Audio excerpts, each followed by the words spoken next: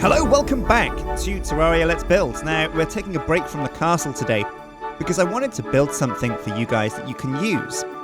Now, I'd seen a few adventure maps and things that you can download for Terraria, and one of the maps that I saw, which I thought was a great idea, is basically a starter town. So if you're new to Terraria or you want to start a new world, but you don't really want to build like the first few houses to make sure that old Brandon here has a place to live, basically I wanted to create a small town that you can just move into, start the game, and it's already got like a few things that you'll need just to get going, like a chest or two, a few rooms for the basic NPCs to spawn in, and basically just a home base of operations that you can use. Now, ultimately, if you want to do it on your own, that's more than welcome, and I encourage that. But if you don't want to do it on your own, no worries, because I've got your back, I've got you covered, and we're going to build today a nice little starter town for you guys to just load up, move into, and just get going. So you can just straight away start mining for materials, start gathering equipment for progression, and you don't need to worry about setting up a home base because that's already sorted for you. Especially considering the first night can start kind of quick, and you have to kind of build like a rubbishy kind of hovel as your first house. And sometimes people don't want that, they want to kind of go crazy from the get-go. I don't know. Anyway, I'm going to build a small town for you guys, so let's jump in.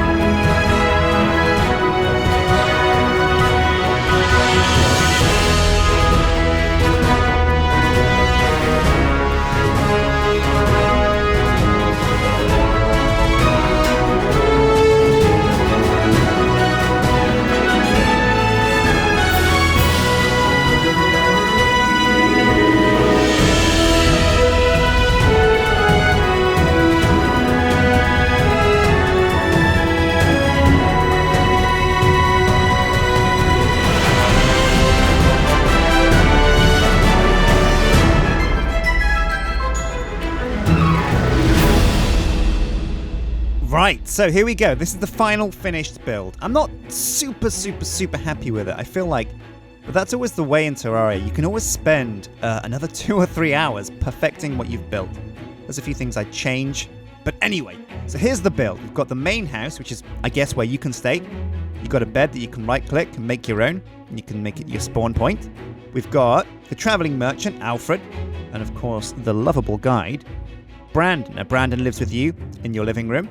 You've got the basement down here with a candle and some crates, and I've put a couple of chests down here, too, that are a great place for you to store things early on. Now, I've tried not to kind of add too much because there's so much to the game that, you need to do yourself.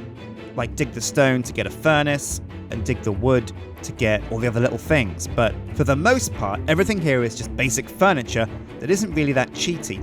Also, up here in the attic, I've used, again, the actuators to hide the Dynasty wooden beams there in the background. That's pretty cool. That's a good way of kind of adding bracing and support to rooftops, adding that aesthetic without compromising the build and making it difficult to get around. So you can jump around still and you're A-okay. You do get caught in the cobwebs though, because man, no one's cleaned up here for years.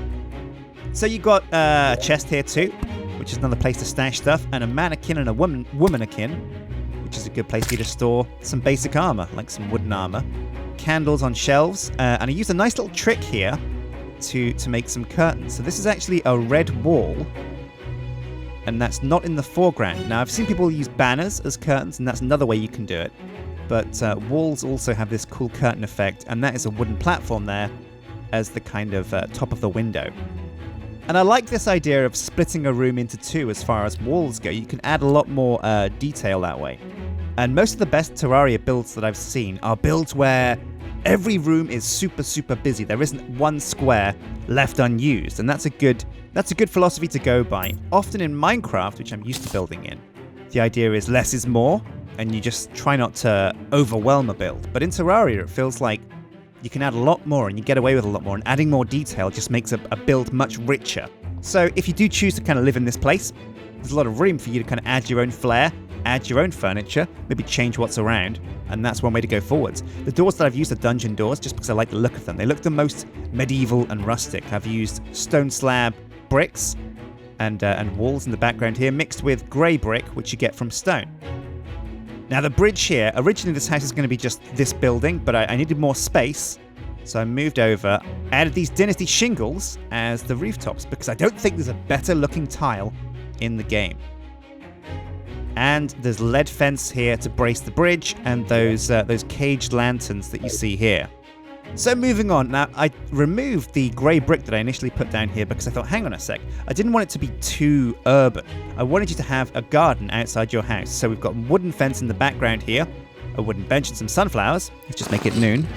And I wanted to add a tree, but I didn't want the tree to get in the way. I wanted you to be able to walk through it, and I wanted it to be more than just a natural tree. But I wanted it to look natural. So what I've used here is living wood wall in the background, and then I think that's living leaves as a backdrop. Let me double check. Yeah, it's living leaf wall as the background. And I think that's kind of a nice looking tree, to be honest. Now I could add some other texture to that, different shades, but I like the way it looks. I like that really rich green. Now here you've got a well with a chain dangling down, and there's not much use for this. It just looks kind of cool, I thought. I thought it might be nice to kind of... We spawned right next to a little puddle, and I thought, you know what, why not make it a well? And I think this looks good. The water sits quite high, and it's a good looking well, I think. Now, over here, I wanted to build a second building as a place for the merchant to live. So you've got kind of like a tower for the merchant.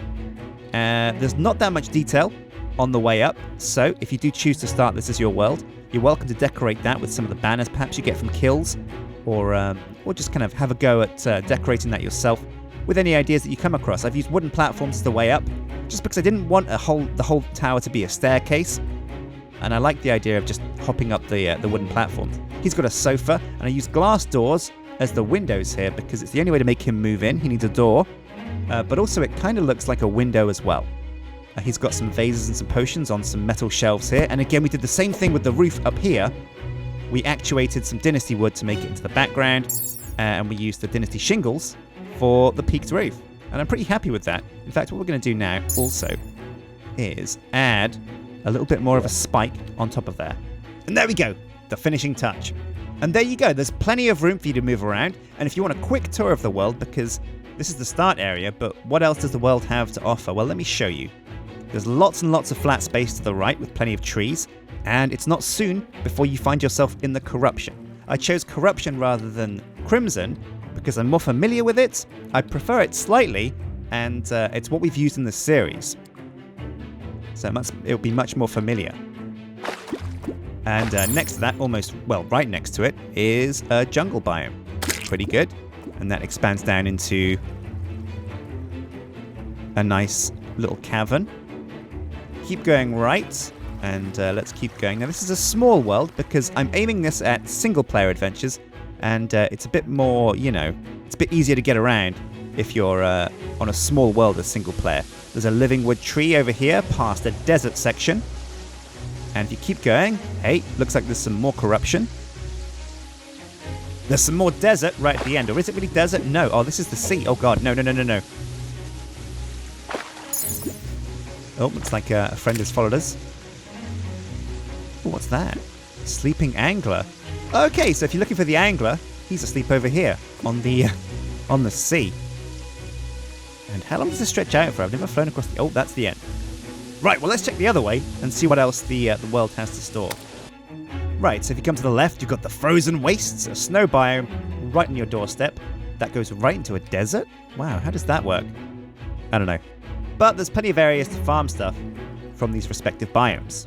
Desert becomes snow once more. It's like a little oasis in a frozen wasteland. Then beyond the snow, you've got some more plains. I love that background. Look at those rolling hills, like something out of Canada. And bam, pretty close actually. In fact, very close to the spawn, you've got the dungeon. Beyond that, there's some more plains and a desert. Even more plains, and I guess this is the edge of the map. There's a beach section and another bit of ocean. So yeah, I hope you've enjoyed this episode of Let's Build. Let me know if you want to see more of these, and let me know in the comments section what you want to see me build as well. I love the idea of building a whole complete town, like a complete city, and start from scratch and build an area for every single NPC. So a special area for the Goblin Tinkerer, for the Gunsmith, like a little shop for each one of these guys, a Dryad's little nature shop, or maybe a tree house, something like that. Something for every single vanilla NPC. Let me know what you want to see, and if you do want to play on this world, there is a link in the description for the download. Now, the instructions for installing that are to go into your Documents folder, and then My Games, and then Terraria, and there should be a folder in there that has your existing worlds in there, your maps. You should be able to copy the world file that we've got here into that folder, and then when you load Terraria, it should be there for you to play. Thanks for watching. I've been Stin. Hit like, subscribe, and that bell button so that you can see notifications when I upload more videos. And until next time, take care.